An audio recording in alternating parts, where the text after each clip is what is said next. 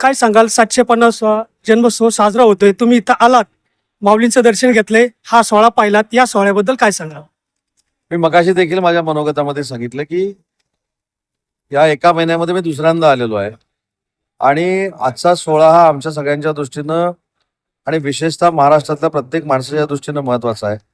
अनेक काही इथले जे संकल्प आम्हाला करायचे आहेत, ज्ञानभूमीचा असेल, ज्ञानेश्वरीच्या छपाईचा असेल किंवा कीर्तन महोत्सव पूर्ण महाराष्ट्रामध्ये घ्यायचा असेल, आज राज्याचा मराठी भाषेचा मंत्री म्हणून मी सगळ्या विश्वस्तांशी चर्चा केली आणि एवढंच सांगतो की आज इथं आल्यानंतर जो माझा आदर सत्कार झालाय त्याची पोच पावती मी 100% मराठी भाषेचा मंत्री म्हणून देणार आहे.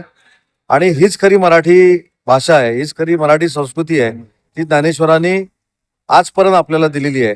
आणि मी मगाशी हे देखील सांगितले की मराठी भाषेला अभिजात भाषेचा दर्जा मिळाला, त्याचं अजून एक प्रमुख कारण आहे कारण ज्ञानेश्वरीचा रेफरन्स देखील आम्ही त्या संपूर्ण इतिहासामध्ये दिला होता आणि तो मेजर पार्ट राहिला आणि म्हणूनच मराठी भाषेला अभिजात भाषेचा दर्जा मिळाला.